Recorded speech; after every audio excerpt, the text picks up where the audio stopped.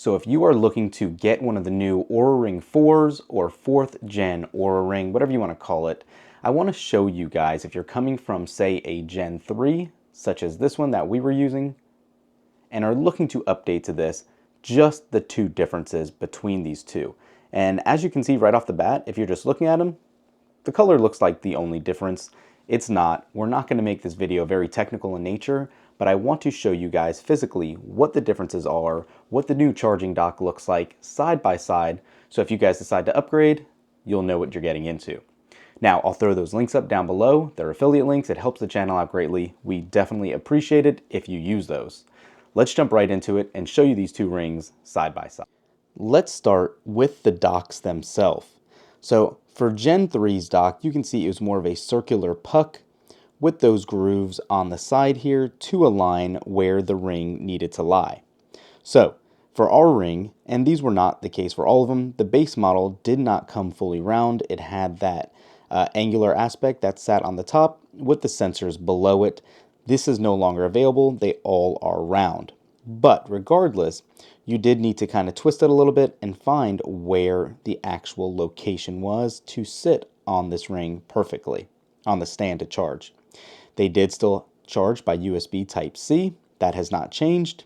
And the indicator dot has been moved from a different location to show you when charging. It is much more visible, as you can already see right off the bat here, to it being on one location facing out as a pulsing red light, or green light, excuse me, or white light. So yeah, that was much harder to see than sitting on top of the puck. Now, with this year's change, you can see not only does it look more premium for its price, but it is more squarish. And again, that LED indicator for charging is more prevalent and obvious what the status is. So same concept, still has the same grooves to lay it out in the same manner. So when you're ready to charge it, you're just going to take it off and kind of give it a little twist to sit on the dock.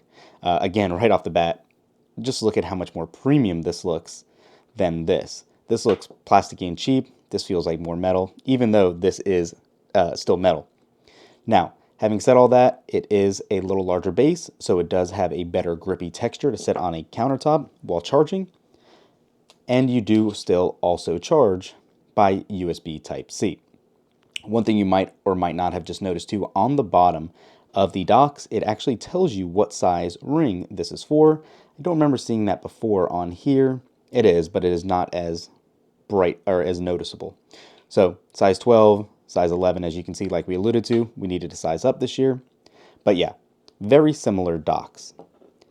Now, moving those out of the way, again, once you look at this, the ring itself from Gen 3's just truly looks so outdated for what you're getting with the 4th generation. So those protruding sensors here really did get in our way and give it some discomfort around our finger, simply because they were consistently poking because you wanted that tight fit. And you can really feel them sitting there in an uncomfortable fashion. So since they've done away with those and have now made it flush with the ring, as you can see, it really makes the experience that much better. All in all, too, since it's fully made out of titanium now, this actually has a much more premium feeling than the ring before it. So these are not the same colorways. I just want to get that out of the way. This was a glossy black in Gen 3, and the 4th gen is now what they're calling Stealth, which is much more of a matte paint job that actually almost looks silver and black rather than just a dark black. I really do like this colorway. I think if you ordered one, you're going to be very happy to see this color show up on your doorstep. This this glossy black definitely shows fingerprints, smudges very easily. You're not going to have the same issue with that here. So close-up look at both these rings, you can see just how much more, I guess you can say, normal this would look than what you're getting here. The sensors are in a much better position on the Gen 4, they say. It's much more accurate, which is what they're pushing for on this generation over what you got prior on the Gen 3. So, as you can see here, again, 349 base variant was not fully circle either.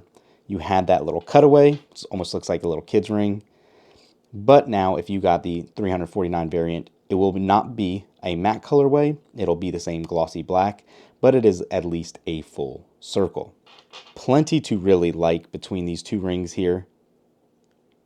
There's a closer up view of the colorway, and you can see again, anytime something is really glossy, it's going to show fingerprints like you can see in the light there, whereas you just don't have that issue here. So again, show you a little more of those sensors here in between. It just looks so much more really refined and makes that difference. Also here, physically different, you have that little location indicator is what I'll call it. It's really just a cutout on the ring to show you where to wear it. That needs to go on the bottom, indicating where those sensors are. Didn't really have that on this version, simply because you knew with this flat side, that's where it went. So this is how I wore them last year. I had it on this finger, and now I have this one, Gen 4, on this finger. And yeah, it sits very good. I have no issues with it so far. We're still in its infancy of testing this out and seeing how well the new app update does, and truly how much more accurate this reading is.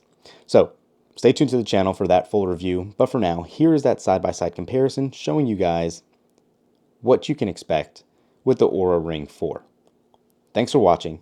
We'll catch you in the next one. Peace.